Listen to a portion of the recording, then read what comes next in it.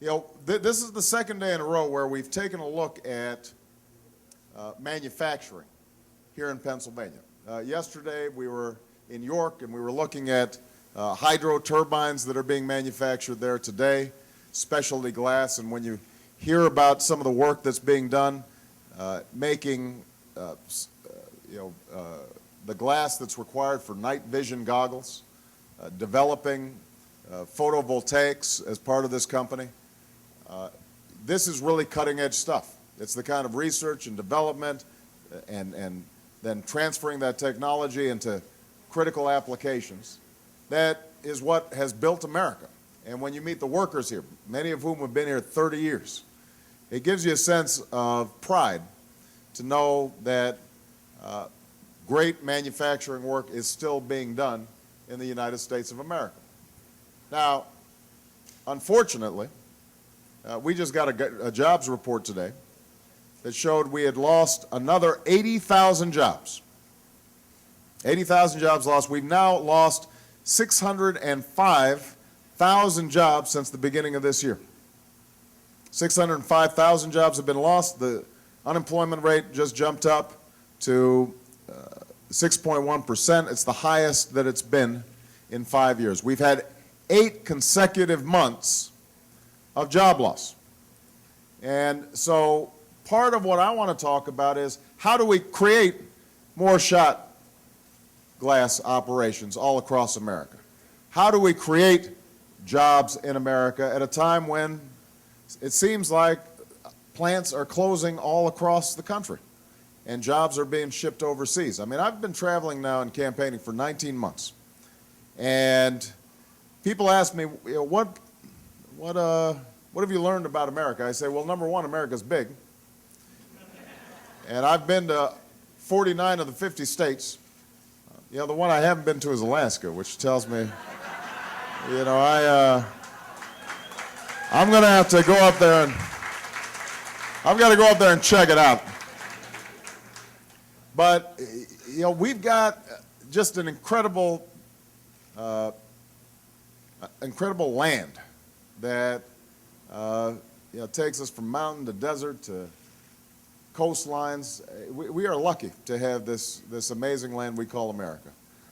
The other thing I've learned is how decent and hardworking the American people are, and how we share a set of common values: family, neighborhood, community, love of country. And it doesn't matter what race you are, what faith, what part of the country you come from, people share those common values. But the other thing I've learned is people are anxious because of the kinds of statistics that you're seeing today, released today. I mean, everywhere you go, people are working harder and harder just to get by. It's harder to save, it's harder to retire. Incomes and wages have not gone up since George Bush took office in any substantial way. When Bill Clinton was president, the average family income went up $7,500. Since George Bush has been in office, the average family income has gone down $2,000. And so people just don't have as much money at the same time as the cost for everything from gas to food to health care have all skyrocketed. And for a while, people were borrowing against their home because home equity looked like it was doing pretty good, except nobody was minding the store on Wall Street. And now you've got more home foreclosures than any time since the Great Depression. And if you're staying in your home, you've seen your home values plummet. Now, you would think that George Bush and his potential Republican successor, John McCain, would be spending a lot of time worrying about the economy and all these jobs that are being lost on their watch. But if you watch the Republican National Convention over the last 3 days, you wouldn't know that we have the highest unemployment rate in 5 years because they didn't say a thing about what is going on with the middle class. They spent a lot of time talking about John McCain's biography, which we all honor. I mean, he has gone through extraordinary things in service of his country, and we respect that. They talked about me a lot in less than respectful terms. So they spent a lot of time trying to run me down and not necessarily telling the truth. But what they didn't talk about is you and what you're seeing in your lives and what you're going through, or your friends or your neighbors are going through. If you work here, you know, you've got a good job, but everybody here knows at least somebody in your family or your neighbor, in your neighborhood, that's been laid off, plants shut down, they've lost their health care, they've lost their pension. And not only that, but a lot of them, they've lost a sense of dignity and respect because, you know, people's identities are tied up with their work and being able to look after their family. That's part of what the American dream's all about. And being able to pass on that dream, that promise, to the next generation. These guys spent 3 days, and you wouldn't know what people are going through in the neighborhoods because they didn't talk about it. And look, this is not unique to this convention. George Bush said, I see the economy improving. Just said that last week. John McCain says that under George Bush, the economy made great progress. That's what he said. He said the economy made great progress. And then John McCain the other day said that he thought that the economy was fundamentally sound. The fundamentals of the economy were sound.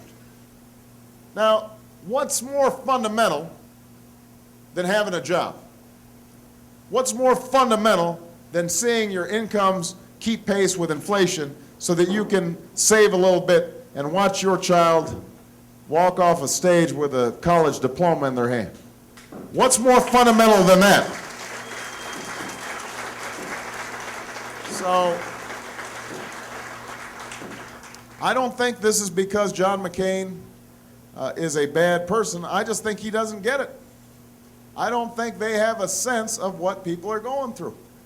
Because otherwise, why would you be? Well, let me take that back. There may be another reason why you're not talking about it, and that is if you've got the kind of record they've got over the last 8 years, then of course you don't want to spend a lot of time talking about issues, right? I mean, John McCain's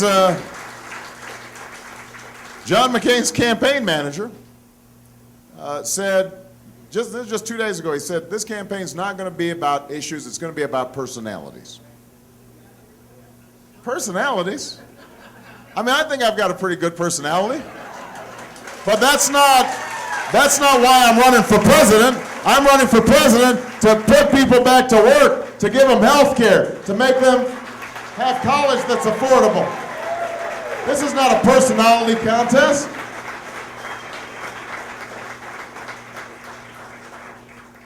And I think it's because they don't think it's about issues or they don't get what's going on that you've seen some of the proposals they've been making. Look, John McCain, the centerpiece of his economic policy is $200 billion in additional tax breaks to some of the wealthiest corporations out there. $200 billion, $4 billion of that would go to ExxonMobil. ExxonMobil. And 100 million of you, middle-class folks, would not get a dime of tax relief. Not a dime under John McCain's plan. And he's got the nerve to be running TV ads saying I'd be raising taxes. Let me tell you my plan. 95% of Americans would get a tax cut under my proposal. 95%. 95%. Nobody disputes this. Nobody disputes it. Under my plan, the middle class would get 3 times the amount of relief as under John McCain's plan, because I'm not giving those tax breaks to folks who don't need it. I'm giving it to some tax relief to ordinary families that are struggling filling up the gas tank or paying home heating costs. So that's part one of this plan. And by the way, in terms of changing our tax code, we're going to stop giving tax breaks to companies that ship jobs overseas, and we're going to give them to companies like Schott that are investing right here in the United States of America. That's just common sense.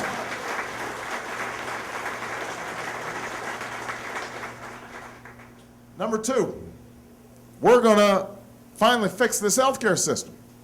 You know, here's a sense of how out of touch these folks are. One of John McCain's top healthcare advisors the other day said, you know, I don't know why everybody always talks about the uninsured, because you can always go to the emergency room and get care. So we should stop calling them uninsured. Serious as a heart attack. This is what he said. So I mean, that's one way to solve these problems, is you could just stop calling people uninsured. Or you could stop calling them poor. Or you could stop calling them unemployed. Instead of giving them a job, you just recategorize them. You're part of the leisure class. You know, so here's what we're going to do. Because I know that actually people are struggling, and I know that it's not just employees who are struggling, employers are struggling, having to keep with rising healthcare costs. They need relief too. It makes us less competitive. So what we're going to do is we're going to say to employers, if you are doing the right thing by your employees and providing health care for your employees, then we're going to work with you to lower your premiums by providing a catastrophic reinsurance fund. And we can lower potentially premiums by $1,000, $2,000 per family per year. And if you don't have health insurance, then what we're going to do is we're going to set up a plan so that you can get the same kind of health care that I have as a member of Congress. Because you pay my salary with your taxes. I don't know why I should have better health care than you. That's a pretty straightforward principle. All right? Number 3, I want to revitalize manufacturing, and I want to rebuild America and put people back to work. And let me tell you how we can do it. Number 1, we can start focusing on energy independence in a serious way and create clean energy jobs here in the United States. Now, John McCain will talk about this same stuff. He's got TV ads with a bunch of windmills. You know, and he's looking out in the distance, or, you know, talking about energy independence, and it's the whole vision thing, you know. Here's the truth, though. John McCain's been in Washington for 26 years. And during those 26 years, John McCain kept on voting against tax credits for wind energy, tax credits for solar energy. He consistently opposed biofuels. He said no. So if he had had his way in the United States Senate, that windmill he's standing in front of would be a gopher hole.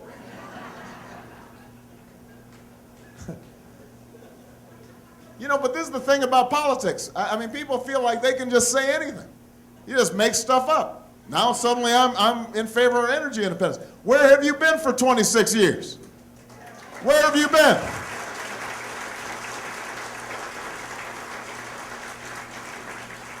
We don't need a made-for-TV commercial energy policy. We need a real policy that's serious. Now, part of that can include increasing domestic oil production. And so we should look for reserves offshore. And if we can identify them and they're profitable and they can help relieve some of the pressure, that's great. But understand, we've only got 3 to 4% of the world's oil reserves, and we use 25% of the world's oil. So instead, what we should be doing is investing in alternative energy. And that's why what I've said is $15 billion a year that we are going to invest in solar and wind and biodiesel. We're going to pass new tax credits that, by the way, will help Schott in its expansion on things like photovoltaic that are used for solar panels. And we are going to continue to invest in the research and development that will make sure that these jobs are developed here in the United States of America. We can create 5 million new jobs in solar, wind, biodiesel, hydro, geothermal. All those jobs are well-paying jobs, and they can't be outsourced. They're jobs right here in the United States of America, but we've got to have the vision and the energy to do it. The same is true with respect to our automobiles. You know, we can create a car that gets 100 miles a gallon, We're 150 miles a gallon. But the problem is right now it's being created in Japan instead of here in the United States. So I want to work with the auto companies. We're going to raise fuel efficiency standards on cars, but we're going to help them retool so that those jobs are created right here in the United States.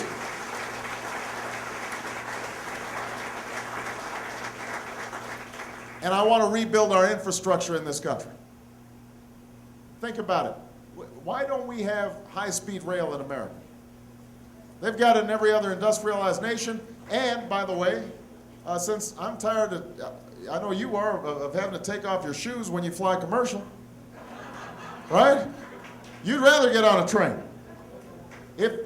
So we could build high-speed rail. We could rebuild our roads, our bridges, our sewer lines. When I was in New York yesterday looking at these big hydro turbines, you know, we could replace a lot of this stuff that was built in the 1930s in these dams, make them more energy efficient, produce electricity, reduce our dependence on foreign oil.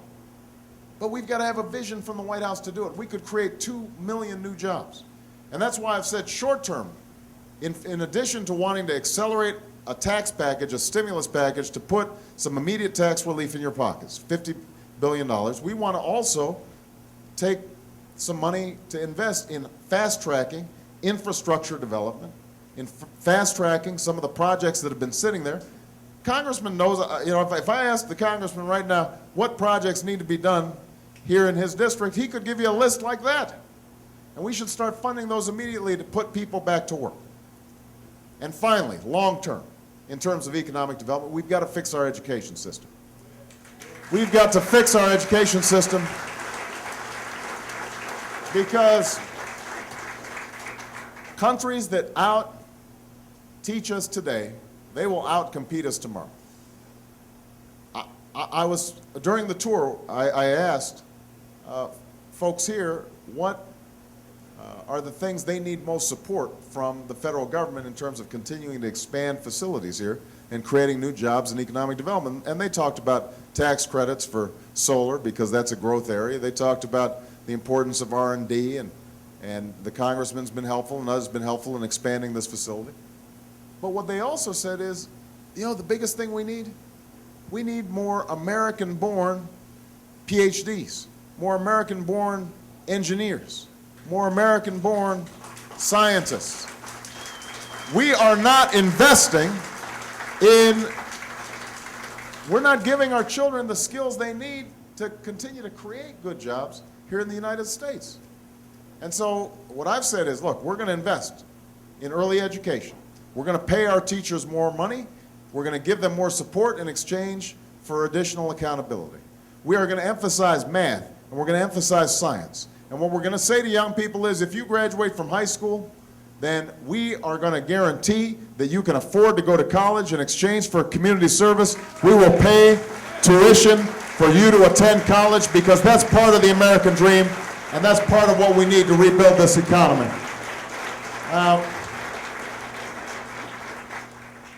So those are some very specific plans. Give people immediate relief with a tax cut. Rebuild our infrastructure, develop clean energy, make college more affordable and fix our schools, fix our healthcare system to make our businesses more competitive, and to give you some relief. All right, now, if somebody asks you, well, what's he going to do? You now know. 5 things that I've just mentioned. Now, compare that to what you heard at the Republican National Convention over the last 3 days. John McCain does not have a plan for education. John McCain does not have a plan for health care other than to eliminate the tax deductibility of health care benefits that are given to employees, which means folks at Schott are going to have to, under John McCain's plan, they'd say to themselves, can we really afford to keep on giving health care if we're not getting a tax break? Now, what John McCain says is he'll give you a $5,000 tax credit, which is great, except your health care may cost $12,000 or $14,000, and good luck trying to get health care if you've got a pre-existing condition, or if you're 55 or 60, close to retirement. Good luck trying to go out on the open market without an employer-sponsored health care plan. So they don't get it, and that's the choice in this election. this is not about personalities. If you want it to be about personalities, we'll go out for a beer sometime and we'll talk, and but you don't have time. You'd rather spend it with your family. What you do want to know is that you're going to have somebody who's fighting for you. And the one thing I can tell you is, this picks up on what Bob said, I didn't come to you with the path cleared for me. I was born to a single mom, so when I see a single mom who's struggling to work and go to school at the same time and raise some kids, I see my mother in her, and that's why you can guarantee I'm going to make sure that we've got equal pay for equal work, and we're raising the minimum wage, and we're making it easier for workers to join a union, and we are making sure that they get the tax relief they need. And when I talk about going after the insurance companies and making sure they're sticking to their promise when somebody's paid a premiums, they have to pay claims, because my mother died of cancer at 53, and I remember her arguing with insurance companies while she's on a hospital bed about whether or not they're going to pay what they were supposed to be paying for her medical care. I know what that's like. And I've seen, when my grandfather came back from World War II, I know that he got a GI Bill that helped him go to college, which is why I'll be fighting for veterans, because I know that that's what built the middle class in this country, that's what built my family, and that's why I'm going to make sure that they get treated right when they come home from war. Now, these aren't abstractions for me. I'm here standing before you only because previous generations understood that in this country we're not on our own. We rise and fall together. We have individual responsibilities, but we also have mutual responsibilities to each other. And that the government has to fight for ordinary Americans to create this middle class and to help build it, instead of just looking out for the folks who already have it. I mean, that's basically been the Republican philosophy for years now, is you just give the folks who have a lot more and more, and you hope that it's going to trickle down. Well, we've tried it for 8 years, and it hasn't worked. And we've tried it for 20 years, and it hasn't worked, and enough is enough. That's the kind of change I want to bring. That's why I'm running for President of the United States. That's why I hope I have your support. Thank you very much, everybody. I appreciate you. Thank you. Thank you.